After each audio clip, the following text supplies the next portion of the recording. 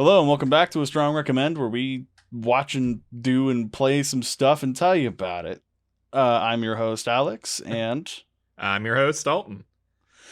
all right, so it's been a little while since we've actually done these because we have a bunch of them recorded, and you're probably going to see this more recently than the ones we've already recorded. Um, anyways, so if you know what's going on, we talk about what we've done, recently in the first half, and in the second half, we go and talk about whatever the title of the actual video is. So in the description, or check the timeline on the actual video. There should be a timestamp telling you when to go to that part of the video. So I guess we should just dive right in. Yeah, all right. Side discussions. What I've been up to. Actually, since we did go months and months without recording, for a while here, we're going to ask the question, what'd you do this week? And really, it's going to be, hey, do you remember a thing you did 2 months ago? Right, exactly. So a thing I did like 2 months ago was, excuse me, was revisit the Zone of the Ender series from the PS2 era.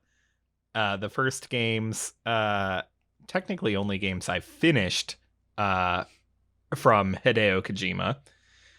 And I don't know, I've long been aware of his reputation for like telling stories that are like unique and intriguing but also super convoluted, and I've been saying for years, one of these days I will jump into Metal Gear just to see if I can handle the challenge of following along.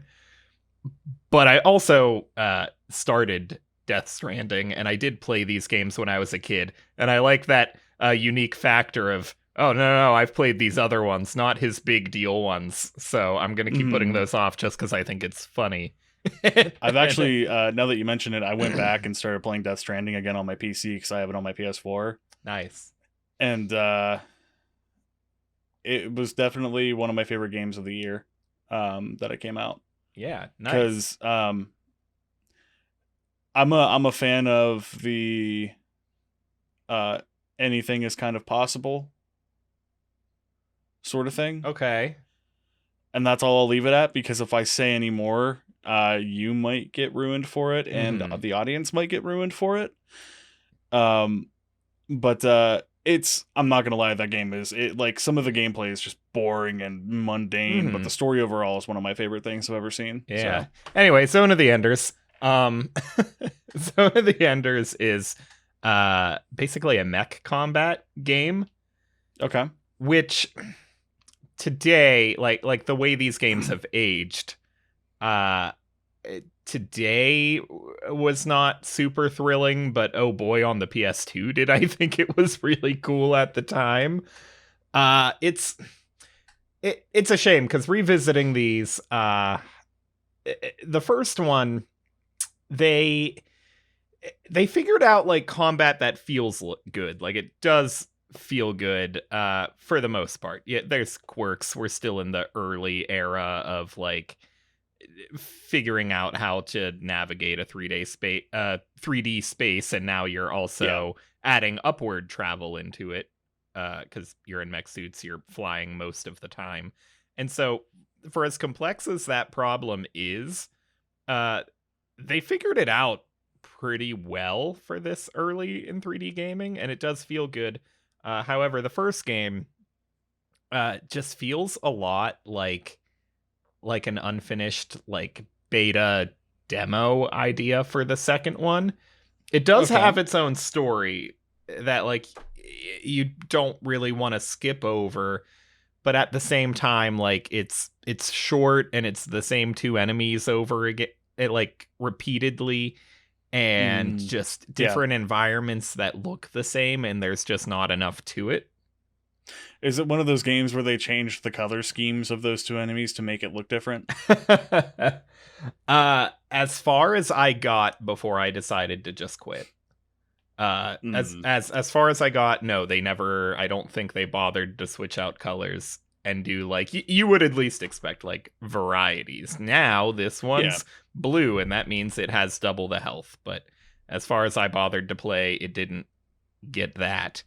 And it's the story which I did not bother to go back and rewatch a summary of.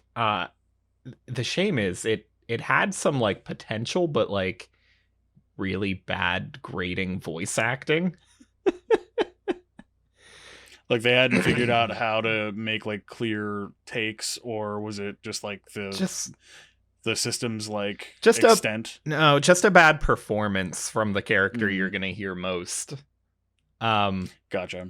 Not that any meaningful money was ever put into getting the best voice actors available at this point in time. I don't even know that a video game voice actor was really like a proper career title yet at this point. It was so new.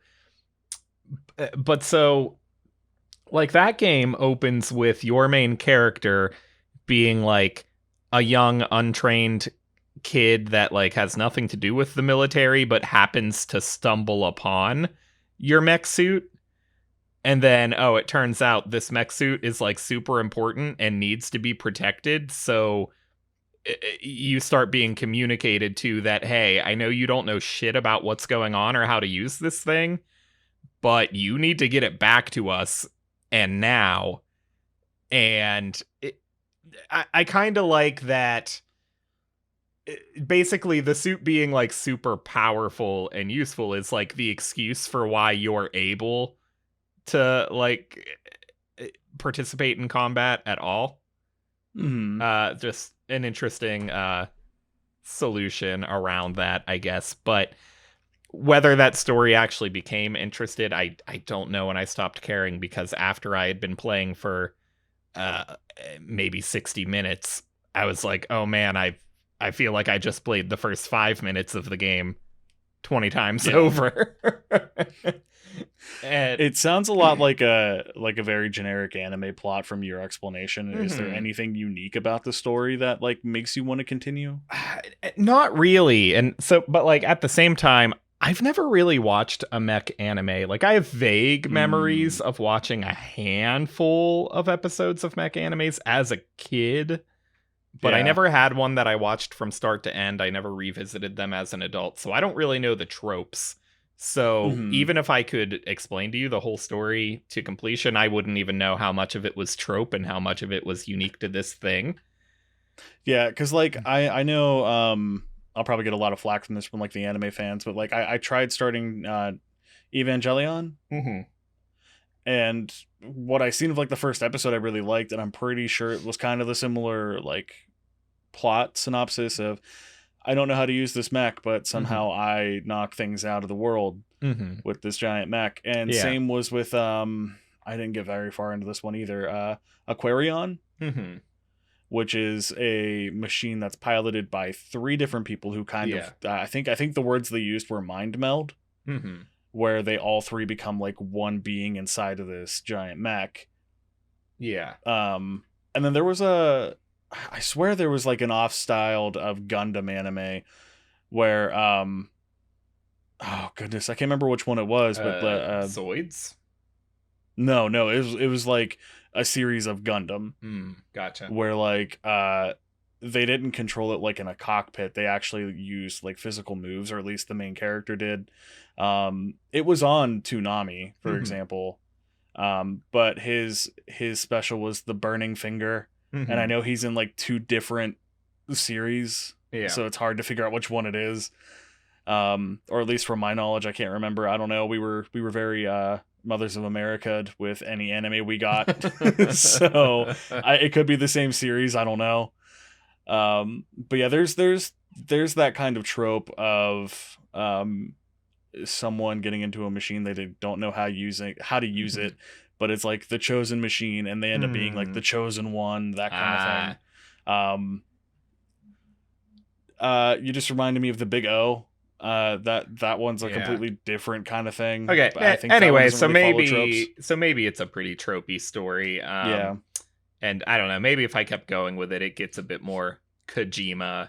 As far as I bothered before I lost interest, the only like kind of unique, compelling thing is that your character can have like towns call out for help, and then your character, like, they're basically side quests, but the idea is the people instructing you to return this mech, they're telling you, no, this needs to be handled right now. Like, this is the emergency. Do not stop and do other stuff.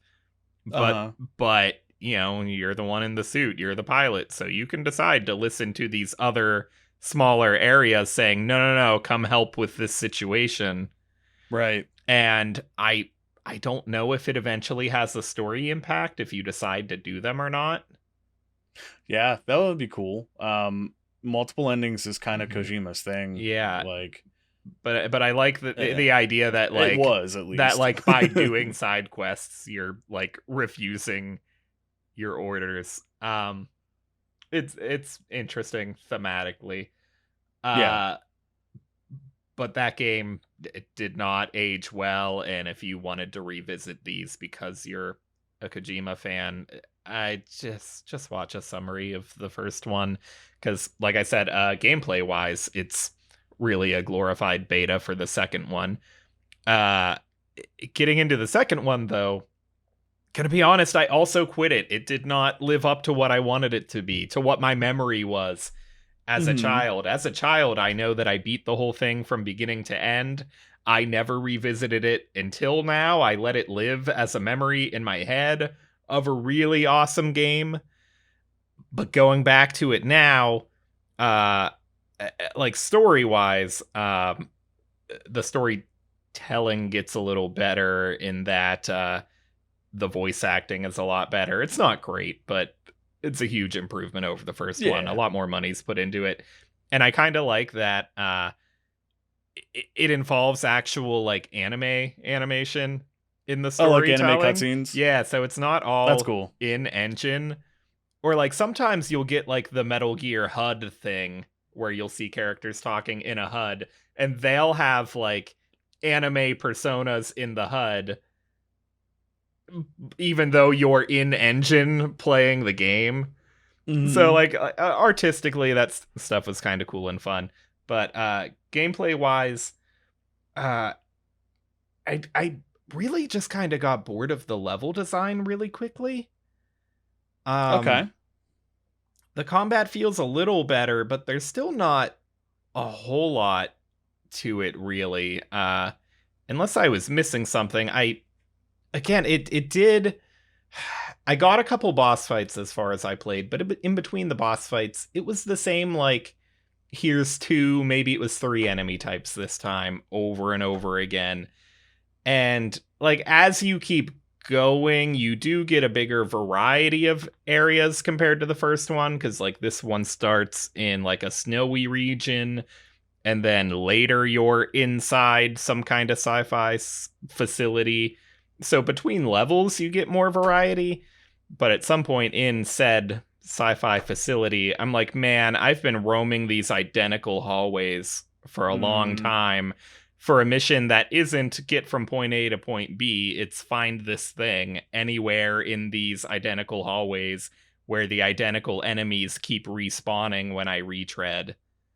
Oh, that's annoying. And, like, after however long I was stuck in that area, I was like, oh, okay, I don't really care anymore. And another, like, motivation for me to revisit these games now, because, like I said, I really, like, never booted them up in an emulator or pulled out an old PS2 and revisited it until now. Another part of my motivation is that the second game actually got a VR port. Oh, um okay.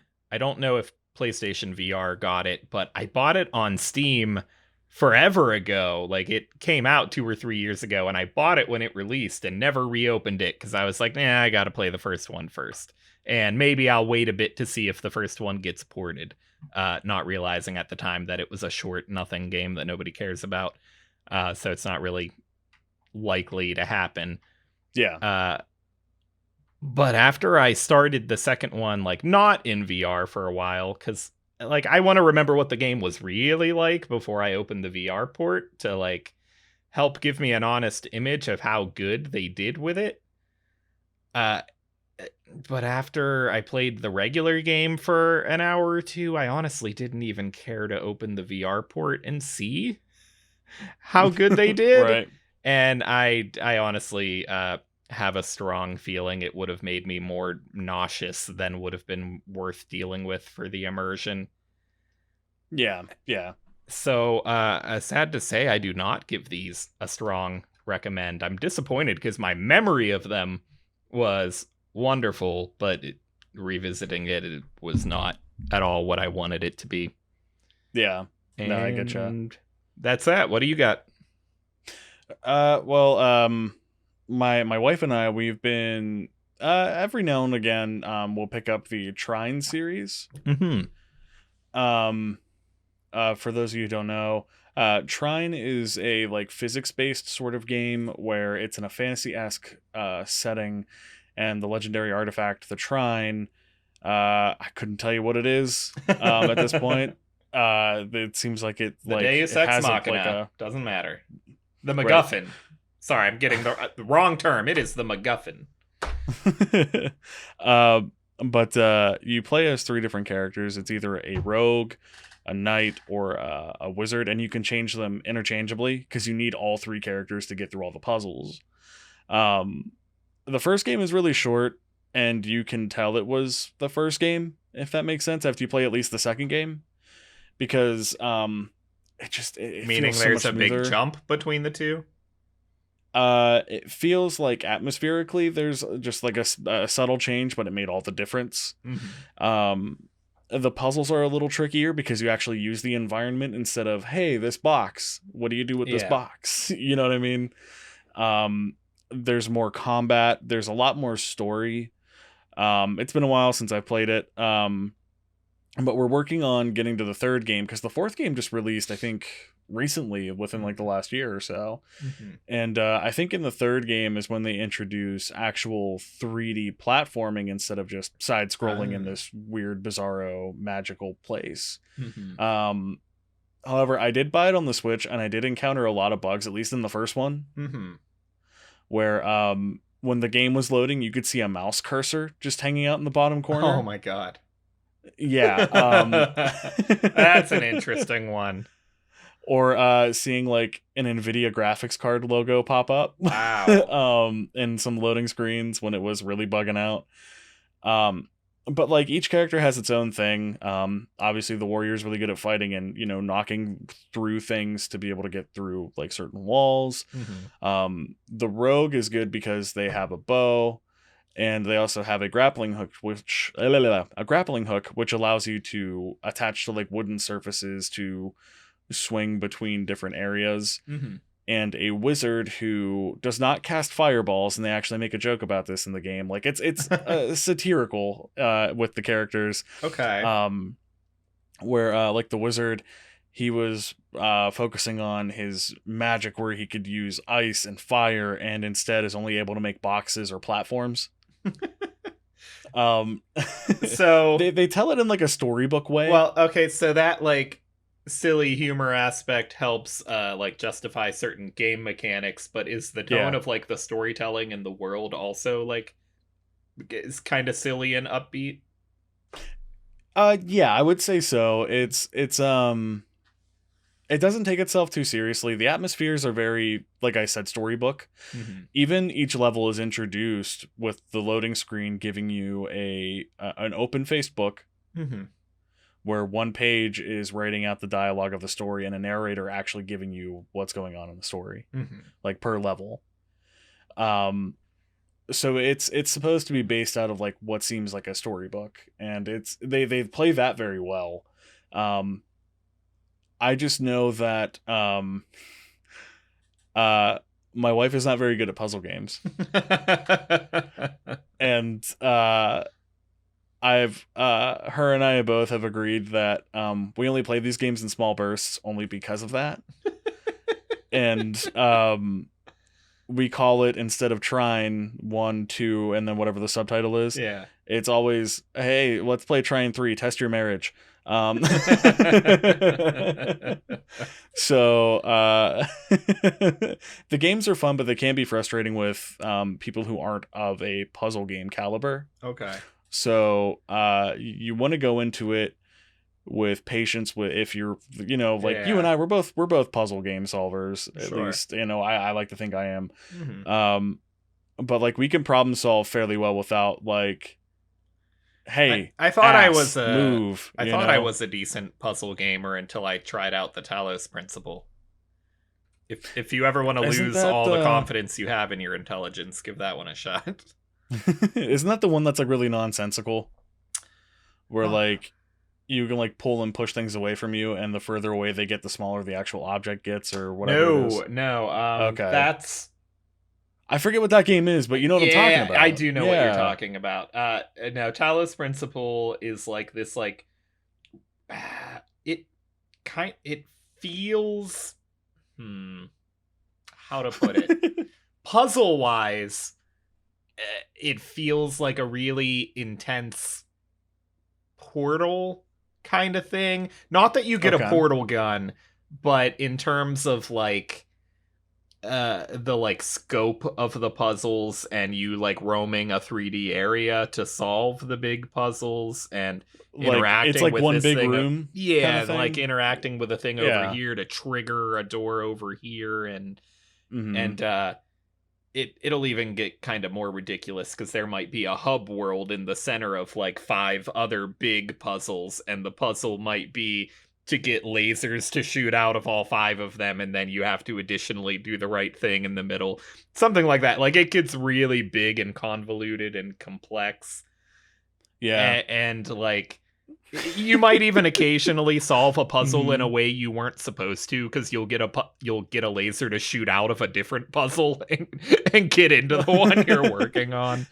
Right. It's like, is it like in the regards of like, because you and I played Portal 2 co-op years and years ago when it first came out. Yeah. And is it anything like how like after like the 10th puzzle, like each puzzle has its own story arc? You know what I mean? I'll just say there is a narrative, but it's like a really surrealist kind of thing where like you spawn into this world, and this wasn't meant to be one of our discussion topics. You spawn into this world as like a robot yourself, and then someone is communicating with you through computer terminals, and it gets real philosophical. You're trying to understand why you were there, and you keep having conversations about philosophy with this computer terminal between the puzzles.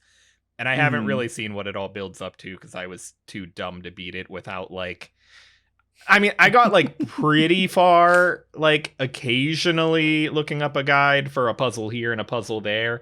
And then by the time I was like 3/4 of the way, I was like, I'm going to open a guide on every fucking puzzle. Right. And also I was playing it in VR where it's really difficult to pull up a guide when you do feel like you need it. I was trying to use I don't even remember what tool it is, but some add-on program on Steam that'll let you like add things to your VR gameplay. I don't know if you remember the name of what I'm talking about, but I got it to let me have a web browser window at my wrist so I could look at my wrist and follow along with my game FAQs walkthrough. That's funny. Anyway, that wasn't our topic. I thought there was Trine. Is there multiple games of that? Just one, and I think a decently big DLC. Okay. And it stayed, because I know like, and it stayed relevant and talked about for a little while longer because of the VR port coming a couple years later. Gotcha. Because I know like with Trine, it's the same characters throughout each game. I don't know if they add more of them because I'm not through the whole series yet. But I'm at least halfway through, and I kind of know the style that they're going for. But I do know within the 3rd game, I think it's the 3rd game, it might be the 4th game, where instead of it just, like I said, being side-scrolling, it's like open 3D world. And I don't know if they've added characters to, sort of add new mechanics. Sure. So it'll be interesting to see. I'll probably bring it up, a couple weeks from now, once we get to that. It might be a while because we both end up frustrated at each other when we play just because we're terrible at communicating. We've been playing this in 5-minute bursts for 10 years. I'm happily married, and like our communication skills outside of the game are fantastic. But when we play this game, something in our brains just shut off, and we're like, "No, you do a thing." Like, it's mostly me. I'm the problem. Oh man. But There's yeah, there's no way I'm ever gonna play Portal 2 with my wife. I'll play it with you again one day for the show, but yeah. I don't have that kind of faith. Oh man. But yeah, I do just for the recommend these record, games. Just okay. If you're listening Yeah. to this in audio form, you don't know what's going on. So there's encouragement to go to the YouTube channel. I mean, to be fair, our wives are cool enough to let us have our own rooms to do the stupid bullshit that we do anyway. So, but anyways, yeah, I do recommend these Trine games. I call it my office to sound like an adult. You call it your studio to sound cool. Yeah. Well, I mean, I set it up kind of like a studio. Like, there's a lot of shit behind me. But anyways, I do recommend the Trine games if you're interested in puzzle solving more than fighting games. But also really like fairy tale aesthetics. Is it a strong recommend? It's only a strong recommend if that's your kind of aesthetic. If you like both those things fairly moderately to really liking them, I would say yeah. Okay. It's been a little while since we recorded a whole bunch of episodes to this, so I don't remember where we fell on the standards for a strong recommend, but I think we decided it qualified still if it was for a particular audience. Yeah. So yeah. So I'll strongly recommend it for those reasons. But be patient because sometimes the game demands it. That's all I'll say. Because it's all physics based, so you gotta be patient with it. All right, so moving on to the title discussion, and I think we're gonna lump these into one discussion, not do them sequentially. But Mortal Kombat 1995, I believe 97, and Mortal Kombat Annihilation. I don't know if I'm ready for this. Okay, so do you have different answers for the two on whether they are strong recommends or not? Because for the title discussion, we disclose that up front. I do. Okay. Do you? I don't know. The first movie, I recommend it only because it's a video game movie. You know what you're getting into, right? And it's fun, and some of the stuff in the lore is there. The second movie, they get a lot of the lore right, but it is absolute garbage. like so here's where I'm struggling. Okay, first off, Annihilation is obviously not a strong recommend. The first one is difficult because, to me, it's not a good movie, but as far as being an adaptation of a video game, it might be the best we have. For which one? The first or the second movie, or both? The first movie. The first movie might be the best job that like any video game movie has done. Well, Detective Pikachu, maybe? I don't know. It's up there. Up there as one of the best examples of how to adapt a video game and not be ashamed that you're doing it. Yeah. And so, like, on that grounds, it feels historically significant. So I'm almost inclined to say, like, I strongly recommend it, but not necessarily because I think it's, like, actually good or it's aged well or it's super entertaining, but more so because, like, for a video game movie, and we intend to slowly talk about all of them throughout this podcast, but this is still one of the like stronger examples that, you know, it didn't nail the making a movie part, but it nailed being a Mortal Kombat movie. Right, and exactly. And that's there's something about it. Yeah. Right.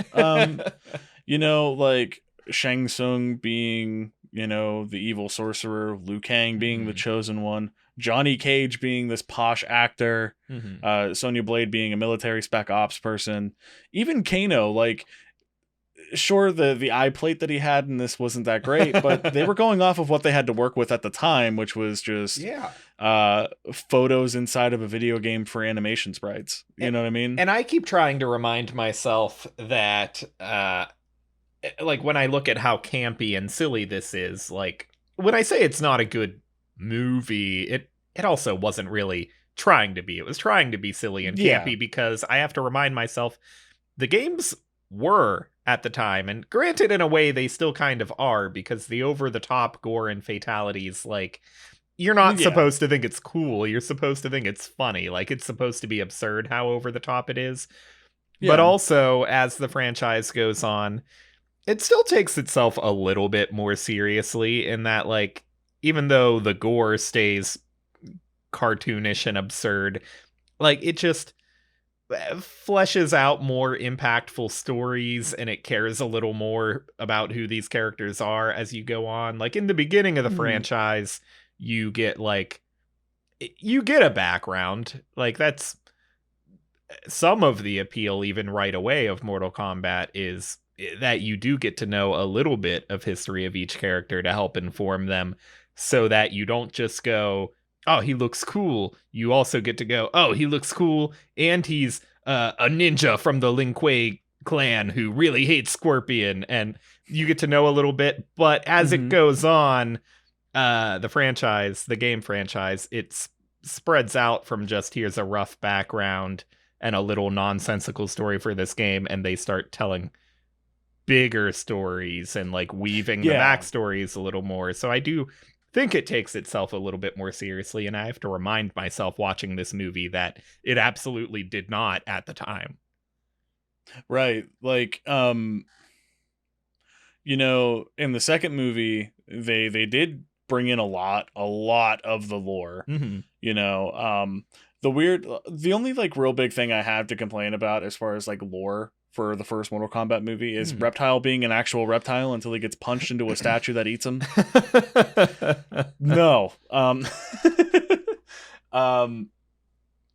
uh Still one of the best fights in the movie, though. it is still one of the best fights in the movie. It's actually not bad. And the announcer saying reptile as he spawns for no reason. Yeah. Yeah. I think it was Ed Boon who actually voiced Scorpion, Mm-hmm.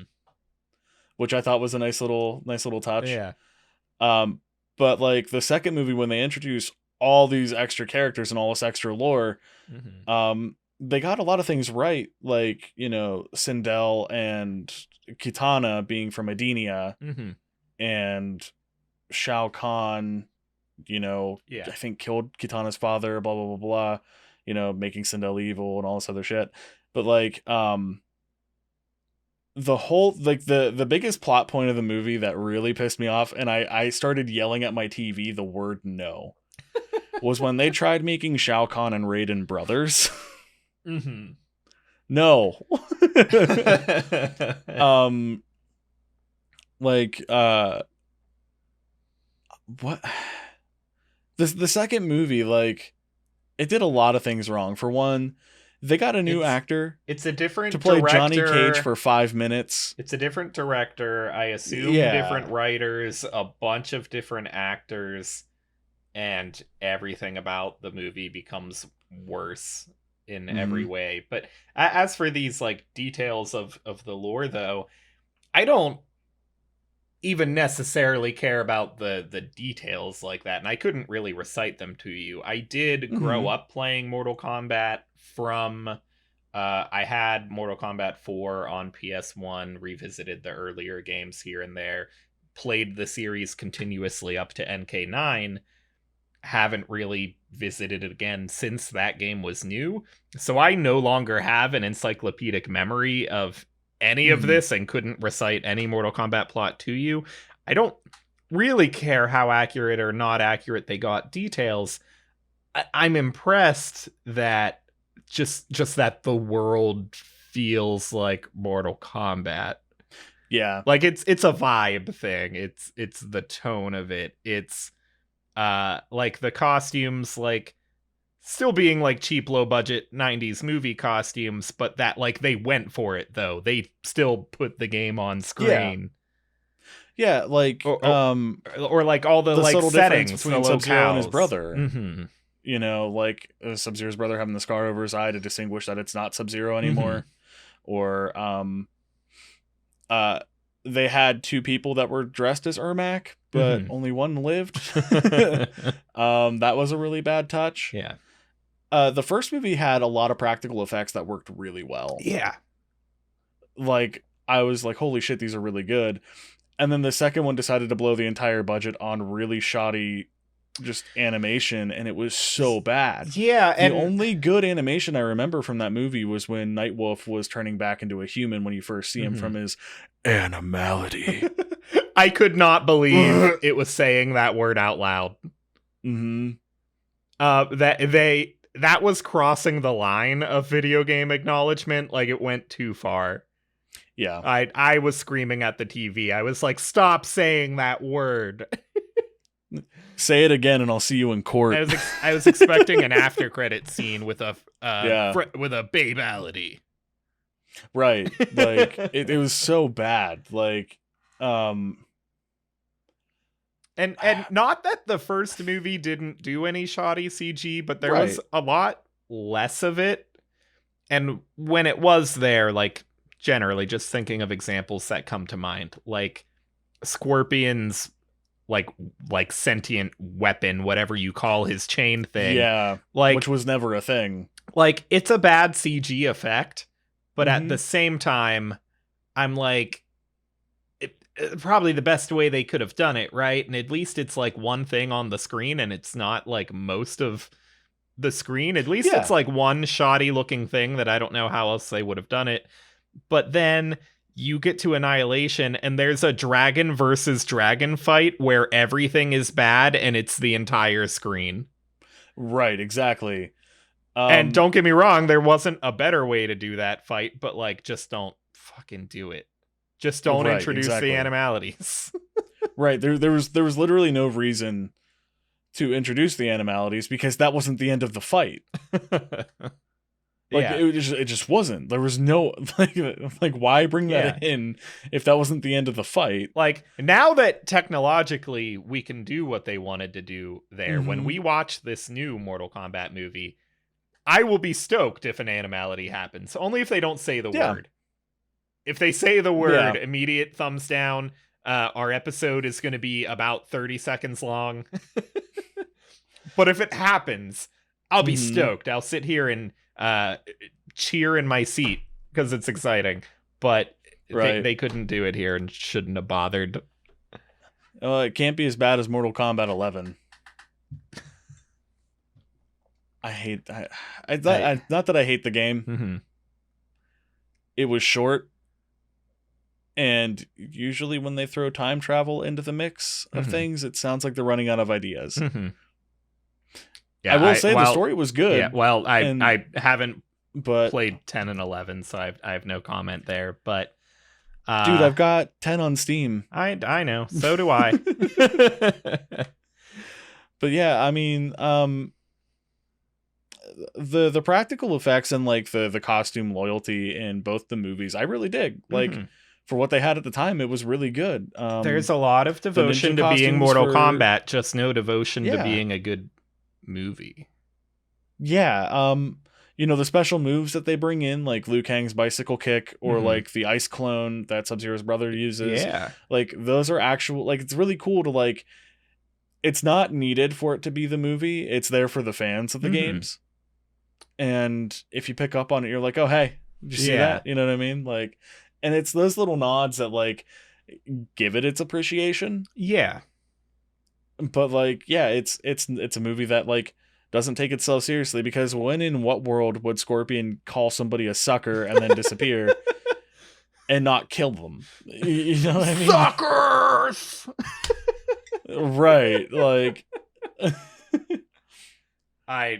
can we talk about Jax's arms though, just for like a split minute? Sure. They're fucking metal.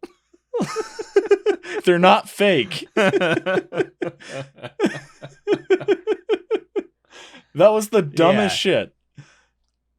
It's like Wizard of Oz, Raiden comes in and goes, oh, you're insecure about your body. Yeah. You don't need those. And I'm sitting there going, but they replaced his arms. And then I realized in the fight when they started ripping off, I'm like, oh my God, you gotta be kidding me. Yeah.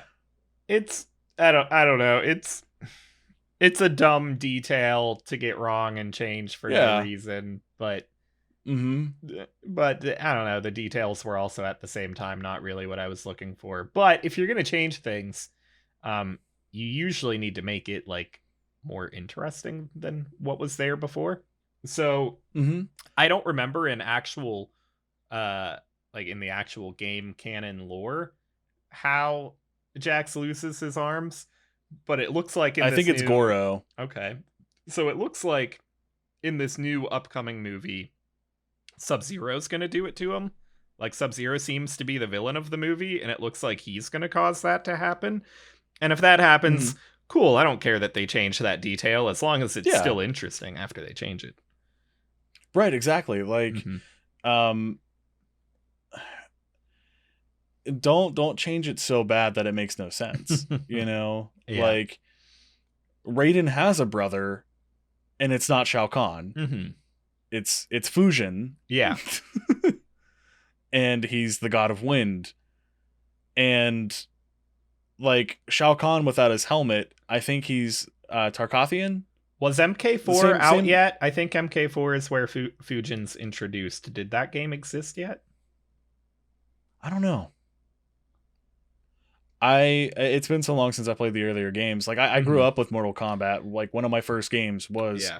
I think, we had a friend of the family who brought over a Sega Genesis and told us to keep it, and it was Mortal Kombat 1 and 2 and Sonic the Hedgehog 2 and one of the Power Ranger games on the Sega Genesis, and that's all I had. Mm-hmm. So like my mom taught me how to play Mortal Kombat. Like no Yeah. shit. Like that's not a joke. I remember saying that in the old Yet Another Let's Play stuff, Mm-hmm. but that wasn't a joke. Like Yeah. that's really how I learned how to play Mortal Kombat. Um but it's been so long since I've gone back to those earlier ones, so I don't know what year 4 came out. Wasn't 4 like one of the first 3D ones? It's the first 3D one on I thought it PS1. was. I remember Mhm. having a friend in I think I would have been in 4th grade, Mhm. which would have been, if I can math right now, 1999. Anyway, I remember trying to talk to this friend of mine about video games and then realizing he wasn't allowed to like play anything. So I'm like, oh, what about Mortal Kombat? Can we talk about Mortal Kombat? And he's like, oh, actually, I'm not allowed to play Mortal Kombat. I'm like, Jesus Christ.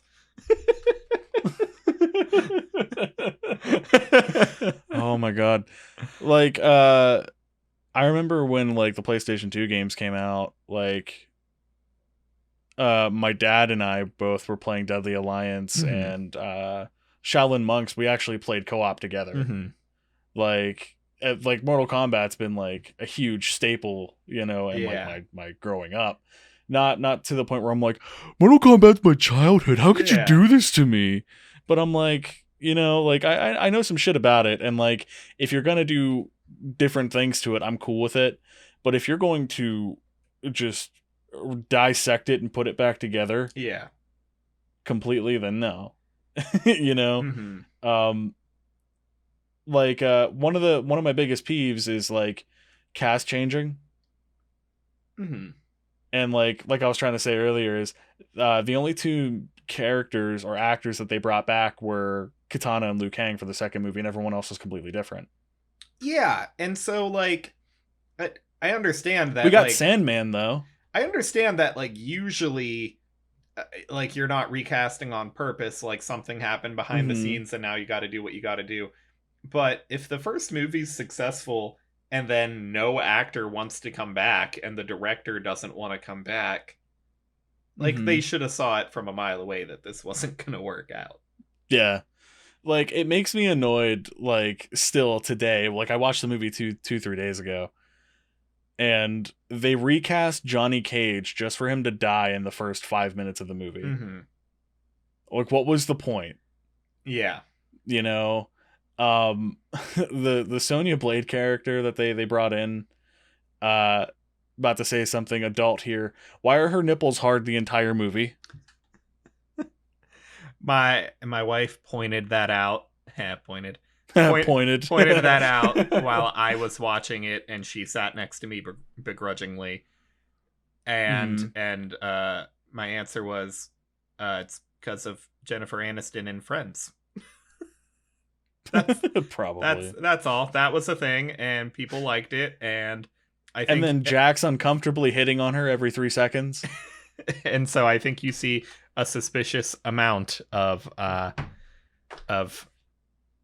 nipple. I was going to try to come up with a pun. I don't have one. A suspicious amount of nipple It really stands out. in late 90s movies and TV. Because of Friends. Anyway, the music. There's that. The music in the first movie I liked a lot. Not gonna lie. The music For its like techno industrial. The music like in the the Immortals, first, I think it was. Yeah, the music in the first is a big reason in its favor to consider it a strong recommend. It definitely does a lot for the movie to like tip it over like from bad cheesy B movie into wait, is this kind of good movie? The music definitely helps it sway that way. Yeah. The movie, I think the end of the second movie had the original like Select Your Fighter theme from the Sega Genesis games in it. I didn't notice. I think I shut it off real fast when the credits started. And honestly stopped paying attention to the movie way before that. Then you missed the special appearance of Rammstein in the end credits. I did skip ahead to that just to make sure HBO Max didn't keep putting continue watching on my interface. I was so worried when I first heard Rammstein because I think that's the same album that they put Mind Tile on, and I would have lost my shit if that would have been the song that they put on this movie, because it would have made total sense. Go eat a dick. Like, this movie exists. Are you familiar with the director of the first movie? No, who is it? I offhand I know him for the other movies, and we've talked about them. I'm just double checking his actual name. Okay. Paul W.S. Anderson. This name you will know and remember because I recognize it. Because after he did this first Mortal Kombat movie pretty good, he went and ruined Resident Evil and Monster Hunter. That's why I recognize it. Just I didn't even watch the Monster Hunter movie. Just went on with a legacy of continuing to make bad video game movies. But like when I go back to this one, he started off pretty decently though. When I go back to this one, like he started with one of the best ones. It's still not even good. It's just that the bar is so low. He still started with one of the best ones. Right, exactly. Especially in terms of like being like appreciative to the source material, which is what he continues to get wrong over and over again later on. It's like like that thing. He would go on to like I don't know, with Monster Hunter, I haven't watched it either. Maybe from a filmmaking perspective, it's okay, but from a respect to the source material thing, it was a disaster from the first set photo. But like that particular aspect of it, he got it so right here the first time. This, I don't know who directed this new upcoming one that we'll be watching and podcasting about when it releases, but I'd almost would have been intrigued to see Paul W.S. Anderson just do Mortal Kombat again, to see if he could do it now that like the technology allows for it. Because like visually, Monster Hunter looks really good. I only seen our buddy Wolf Ko-san post about the one like poster trailer thing that they did, and she's holding 2 fire weapons, and the monster's basically fireproof. And also she's there from some like real world military organization that like warped. Oh, I did see the trailer. They get warped into the Monster Hunter world. And it's like, how the fuck? I know that instead of putting the palicos in, they just have one giant cat.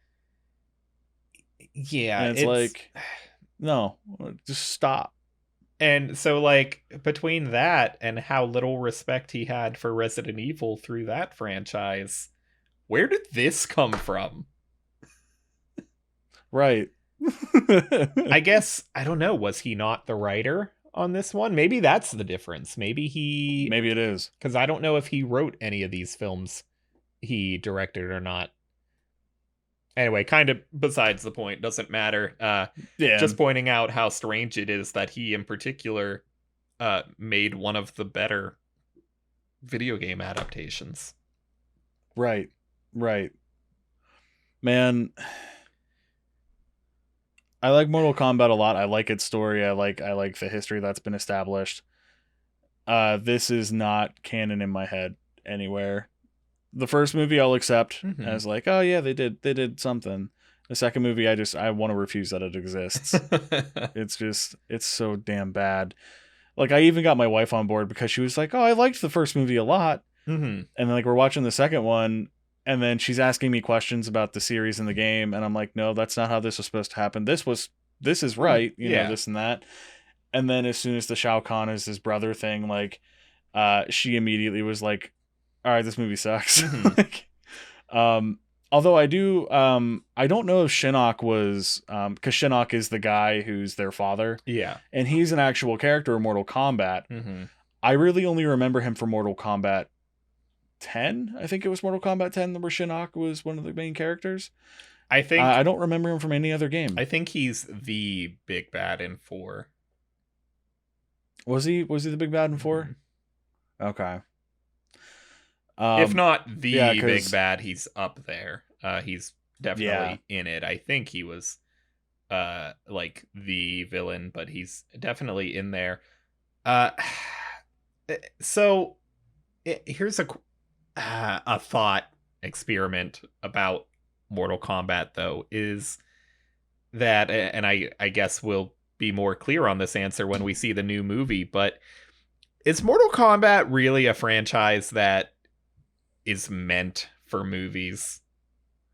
Like, if you're the studio exec sitting down and greenlighting movie projects, is Mortal Kombat one of the video game franchises that you look at and say, this should be done?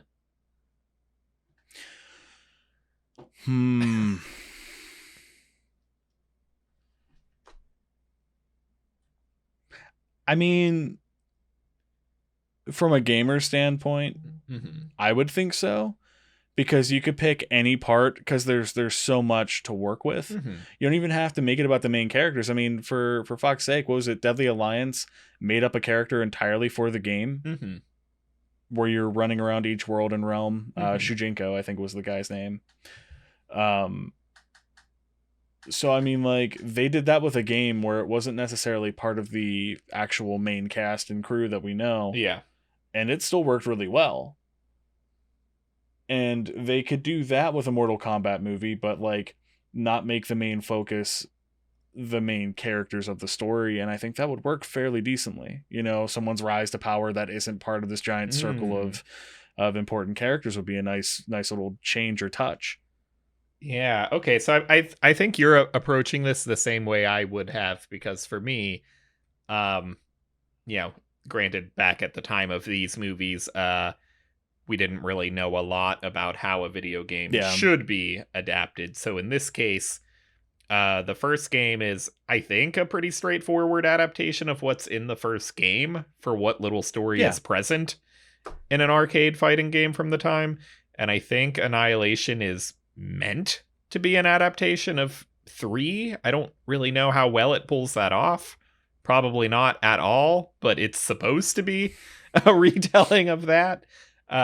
And to be like straightforward, kind of lining up and matching with it. But yeah, to me, I look at this franchise and I go, on one hand, it's a fighting game franchise, and the story is told through here's a fight, here's a fight, here's a fight, at least in the games. And it's in a way that, like, it works well in a video game because, I want to fight. Keep giving me reasons to fight, and I'll appreciate the story because it's guiding my own motive to do the thing, to play the game.